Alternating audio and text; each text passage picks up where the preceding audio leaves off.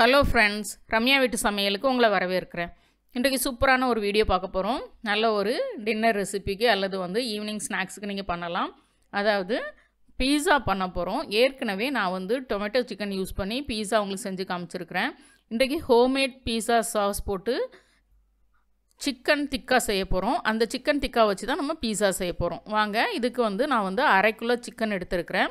நல்லா பிரெஸ்ட் பீஸாக எடுத்துக்கோங்க. சிக்கன்லேருந்து எடுத்து நல்லா பொடிசாக கட் பண்ணிக்கோங்க. நான் வச்சுருக்கிறது டேபிள் ஸ்பூன். அதில் பாருங்கள் 4 பீஸு 5 பீஸ் இருந்தாலுமே எவ்வளோ சின்னதாக இருக்குதுன்னு பாருங்கள். இந்த மாதிரி கட் பண்ணி எடுத்திங்கன்னா தான் உங்களுக்கு பீஸாவில் போடுறதுக்கு நல்லாயிருக்கும். அதனால் எவ்வளோ சின்னதாக முடியுமோ அவ்வளோ சின்னதாக கட் பண்ணி எடுத்துக்கோங்க. இப்போ எல்லாமே போன்லெஸ்ஸாக தான் இருக்குது. இதில் சிக்கன் திக்காவுக்குள்ளே மசாலா சேர்த்துக்கிறேன். இதில் என்னெல்லாம் சேர்த்துருக்கிறேன் அப்படின்றத நான் உங்களுக்கு சொல்லிடுறேன். அதுக்கப்புறம் டிஸ்கிரிப்ஷன்லேயும் கொடுக்குறேன், பார்த்துக்கோங்க.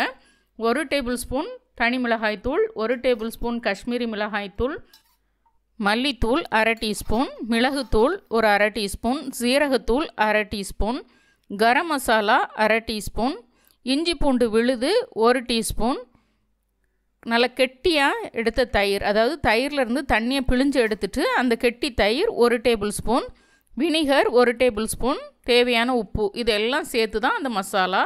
அந்த மசாலா நான் ஏற்கனவே ப்ரிப்பேர் பண்ணி வச்சுருந்ததுனால அந்த மசாலாவை டைரெக்டாக சிக்கனில் சேர்த்து நல்லா கைகளால் நல்லா அழுத்தமாக பிசைஞ்சிக்கோங்க. வெறும் ஸ்பூனை வச்சு கலந்திங்க அப்படின்னா இந்த மசாலா ஈவனாக உங்களுக்கு ஸ்ப்ரெட் ஆகாது. ஏன்னா மசாலா நல்லா கெட்டியாக தான் இருக்கணும், தண்ணியாக இருக்கக்கூடாது. மசாலாவை தனியாக கலந்துட்டு அதுக்கப்புறம் நீங்கள் சிக்கனில் சேர்த்து கலந்து வச்சுக்கோங்க. இப்போ நல்லா சிக்கனில் இந்த மசாலாவை மிக்ஸ் பண்ணியாச்சு.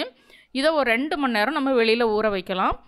நான் என்ன பண்ண போகிறேன், காலையிலே பண்ணிட்டேன். அதனால் இதை ஃப்ரிட்ஜில் எடுத்து வைக்க போகிறேன். நைட்டுக்கு நான் எடுத்து செய்ய போகிறேன். இப்போ இதை நான் ஃப்ரிட்ஜில் வைக்கிறதுக்கு தக்கன பாக்ஸஸில் எடுத்து வச்சுட்டேன். இதை நீங்கள் இந்த மாதிரி ரெடிமேடாக செஞ்சு வச்சுக்கலாம். தேவைப்படும் போது பீஸாவுக்கு, சிக்கன் ரோலுக்கு, சாண்ட்விச்சுக்கெலாம் எடுத்து யூஸ் பண்ணிக்கலாம். இதில் 2 பாக்ஸ் நான் இந்த பீஸாவுக்கு எடுத்துக்க போகிறேன். 1 பாக்ஸ் மட்டும் நான் எடுத்து வைக்க போகிறேன். இன்னொரு நாள் சாண்ட்விச் எதுக்காவது பசங்க எடுத்து செஞ்சுப்பாங்க. அப்படி இல்லைனா கட்லெட் ஏதாவது செஞ்சு கொடுக்கணும்னா நான் எடுத்துப்பேன். ஆனால் மினிமம் 2 மணி நேரம் நல்லா ஊறணும். 2 மணி நேரம் தான் நீங்கள் வச்சுட்டு உடனே செய்ய போகிறீங்கன்னா நீங்கள் வெளியிலையோ அல்லது ஃப்ரிட்ஜிலையோ எடுத்து வச்சுக்கலாம். 2 மணி நேரத்துக்கு மேலே நீங்கள் வைக்க போகிறீங்க, அதை மேரினேட் பண்ண போகிறீங்க அப்படின்னா கண்டிப்பாக ஃப்ரீசரில் தான் வைக்கணும், ஃப்ரிட்ஜில் வைக்கக்கூடாது. இப்போ இதை நான் காலையில் செஞ்சு நான் ஃப்ரிட்ஜில் வைக்கிறதுனால நான் ஃப்ரீசர்லேயே நான் வைக்க போகிறேன். ஏன்னா நைட்டுக்கு தான் நம்ம எடுக்க போகிறோம். 5-6 மணி நேரம் தாண்டிடும். அதனால் நான் ஃப்ரீசரில் வச்சுருந்தேன். இப்போ எடுத்து நம்ம கடாயில் சேர்த்துக்கலாம். 2 பாக்ஸில் உள்ளதை மட்டும் நான் கடாயில் சேர்த்துக்கிட்டேன். இதை ஜஸ்ட் ஒரு 10 மினிட்ஸ் பிஃபோர் எடுத்து வெளியில் வச்சா போதும். நம்ம தவாவில் சேர்த்துட்டு மூடி வச்சனாலே அது தானாகவே டீஃப்ராஸ்ட் ஆகிடும். டீஃப்ராஸ்ட் ஆகணுன்றதுக்காக நீங்கள் 1 மணி நேரத்துக்கு முன்னே வெளியில் எடுத்து வைக்கணும்னு அவசியம் கிடையாது.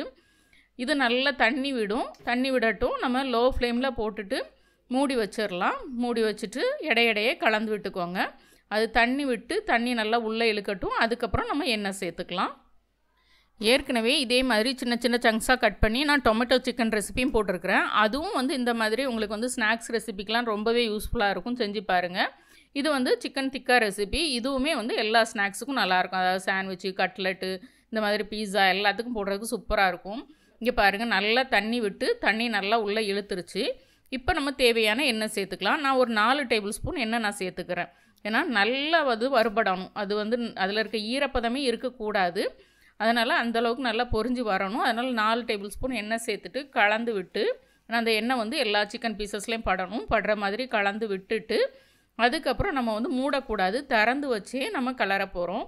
ஏன்னா இந்த சிக்கனில் இருக்க தண்ணியெல்லாம் நல்லா சுண்டி வர்றதுக்குள்ளே பார்த்திங்கன்னா சிக்கன் நல்லா வெந்திருக்கும். இனிமேல் இதில் இருக்க அந்த ஈரப்பதம் தான் போகணும். இங்கே பாருங்கள், இப்போ இன்னும் கூட கொஞ்சம் பிசுபிசுப்பு தன்மை இருக்குது. இன்னும் நல்ல உதிரியாக வரணும். அப்படின்னா தான் உங்களுக்கு பீஸாவில் வைக்கிறதுக்கு நல்லாயிருக்கும். அந்த சிக்கன் திக்கா அப்படின்ற அந்த ஒரு ஃப்ளேவர் கொஞ்சம் கரிஞ்சதுக்கப்புறம் தான் உங்களுக்கு வரும். இன்னும் ஒரு 2-3 நிமிஷம் விடுவோம். திறந்து வச்சே தான் நான் கலந்துக்கிட்டு இருக்கேன். ஃபஸ்ட்டு தண்ணி சுண்டுற வரைக்கும் நான் மூடி வச்சுருந்தேன். தண்ணி வற்றி எண்ணெய் சேர்த்ததுக்கப்புறம் நான் திறந்து வச்சே தான் கிளறிக்கிட்டு இருக்கேன். ஒரு 10-15 நிமிஷத்துக்குள்ள நமக்கு சிக்கன் ரெடி ஆகிடும். லோ ஃப்ளேம்லேயே தான் நான் ப்ரிப்பேர் பண்ணுறேன். இங்கே பாருங்கள், இப்போ எப்படி உதிரியாக இருக்கணும். இப்போ நான் சிக்கனை எடுத்து வச்சிடலாம். பீஸா பேஸ் பார்த்திங்கன்னா நான் ரெடிமேட் தான் வாங்கியிருக்கிறேன். இதை நம்ம லைட்டாக இந்த மாதிரி தணலில் வாட்டி எடுத்துக்கலாம். இந்த மாதிரி ஒரு மெஷ்ஷில் வச்சுட்டு 2 பக்கமும் வாட்டி எடுத்துக்கோங்க. அப்போ தான் அதில் போட்டிருந்த அந்த ஈஸ்டோட ஃப்ளேவர் உங்களுக்கு போகும். ரெடிமேடாக செஞ்சாலும் சரி, வீட்டில் நீங்கள் பேஸ் செஞ்சாலுமே கொஞ்சம் இந்த மாதிரி தீயில் வாட்டிட்டு அதுக்கப்புறம் நீங்கள் எல்லாமே அதில் ஃபில் பண்ணுங்கள். இப்போ நம்ம பீஸா சாஸ் போட்டுக்கலாம். பீஸா சாஸ் வீடியோ நான் நேற்று போட்டிருக்கிறேன், பார்க்காதவங்க பார்த்துக்கோங்க. ஏன்னா வந்து ஹோம்மேட் பீஸா சாஸ் வந்து சூப்பராக இருக்கும். நிறைய ரெசிபி செய்யலாம் உங்களுக்கு. இந்த சிக்கன் ரெசிபி ப்ரிப்பேர் பண்ணும்போதே நீங்கள் வந்து எந்த மசாலாவும் போடாமல் இந்த பீஸாவோட சாஸ் போட்டு கூட நீங்கள் வந்து சிக்கன் ரெசிபி பண்ணலாம். அந்த வீடியோ ஒரு நாள் நான் உங்களுக்கு செஞ்சு காமிக்கிறேன். இப்போ நான் வந்து இதுக்கு தேவையான சாஸ் போட்டுட்டு சிடர் சீஸும் மொசரல்லா சீஸும் பிறகு வந்து ஸ்லைஸ் சீஸ் இது இவ்வளோ தான் வச்சுருக்கிறேன். நடுவில் கொஞ்சம் ஸ்ப்ரெட் சீஸ் போட்டிங்கன்னா நல்லாயிருக்கும். என்கிட்ட ஸ்ப்ரெட் சீஸ் இல்லை, அதனால் வைக்கல. இல்லைனா நீங்கள் வந்து 1 டேபிள் ஸ்பூன் அளவுக்கு நீங்கள் வந்து ஸ்ப்ரெட் சீஸ் சென்டரில் வச்சுட்டு அதுக்கு மேலே சிடர் சீஸ் மொசரல்லா சீஸ்லாம் நீங்கள் போட்டுக்கோங்க. அப்படி இல்லை உங்கள் இடத்துல அந்த க்யூப் சீஸ் தான் கிடைக்குது, என்ன சீஸ் கிடைக்குதோ அதை போட்டுக்கலாம், அவ்வளோதான். நான் பீஸா பேஸ் வாங்கும்போது எப்போவுமே சிடர் ஒன்றும் மொசரல்லா ஒன்றும் வாங்கிட்டு வருவேன். அது கரெக்டாக இருக்கும். இந்த 4-5 பீஸாவுக்கு செய்கிறது கரெக்டாக இருக்கும். இப்போ தேவையான வெஜிடபிள்ஸ் வச்சுக்கலாம். நீங்கள் சிக்கன் வைக்கல அப்படின்னா உங்களுக்கு தேவையான வெஜிடபிள்ஸ் எல்லாம் நீங்கள் இதில் ஃபில் பண்ணிக்கலாம். நீங்கள் வெஜிடேரியன்னா தேவையான வெஜிடபிள்ஸ் மட்டும் நீங்கள் போட்டுக்கலாம். உங்களுக்கு பிடிச்ச வெஜிடபிள்ஸ் போட்டுக்கலாம். கலர் குடமிளகா போட்டுக்கலாம், கேரட் போட்டுக்கலாம், உங்களுக்கு என்ன பிடிக்குமோ அதை போட்டுக்கலாம். இப்போ மேலே வந்து நான் வந்து ஸ்லைசஸை இந்த மாதிரி ஒரு 1.5 ஸ்லைசஸை பிச்சு வச்சுருக்கிறேன். அதுக்கு மேலேயும் கொஞ்சம் சிடரும் மொசரல்லாவும் துருவி சேர்த்துக்கிறேன். சேர்த்துட்டு நம்ம வந்து அவனில் தான் வச்சு எடுக்க போகிறோம். நீங்கள் கல்லில் தோசைக்கல்லில் வைக்கிறீங்க அப்படின்னா 2 கல் வச்சுக்கோங்க. ஒரு பழைய கல்லை கீழே வச்சுட்டு நல்லா சூடானதுக்கப்புறம் இன்னொரு கல்லையும் சூடு பண்ணி அந்த கல் மேலே வச்சுருங்க.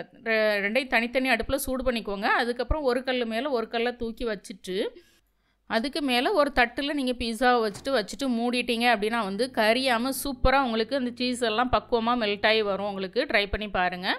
நான் மைக்ரோவேவ் அவனில் தான் வச்சுருக்கிறேன், கன்வெக்ஷனில் வைக்கல. இப்போ சூப்பராக நமக்கு வந்து பீஸா ரெடி ஆகிட்டு மேலே லைட்டாக ஆரிகானோவும் தேவைப்பட்டுச்சுன்னா சில்லி ஃப்ளேக்ஸ் போட்டுக்கோங்க. போட்டுட்டு நம்ம வந்து கட் பண்ணி சாப்பிட வேண்டியதான். பீஸா கட்டர் இருந்ததுன்னா பீஸா கட்டர் வச்சு கட் பண்ணுங்கள். அப்படி இல்லைனா சிசரை வச்சு கட் பண்ணலாம், நைஃபை வச்சு கட் பண்ணலாம். எல்லாமே ஈஸியாகவே கட் பண்ணும். ஒரு நாளைக்கு கண்டிப்பாக கோதுமை மாவில் அந்த பீஸா பேஸ் எப்படி செய்யணுன்ற வீடியோவும் போடுறேன். ரொம்ப சிம்பிள் தான். நான் தான் வந்து சரி ஓகே இதுக்காக மெனக்கட வேண்டாம் அப்படின்னு சொல்லிட்டு தான் எப்போவுமே இதை வாங்கிட்டு வந்து செய்வேன். அதில் செஞ்சிங்கன்னா இன்னும் கூட டேஸ்ட் நல்லாயிருக்கும். கண்டிப்பாக ட்ரை பண்ணி பாருங்கள். நம்மளுடைய பீஸா சாஸும் ட்ரை பண்ணி பாருங்கள். அது வந்து பாஸ்தாவுக்கு யூஸ் பண்ணலாம், சாண்ட்விச்சுக்கு யூஸ் பண்ணலாம், சிக்கன் ரோல் எல்லா விதமான ரெசிபிக்கும் வந்து இந்த சாஸ் வந்து சூப்பராக இருக்கும்.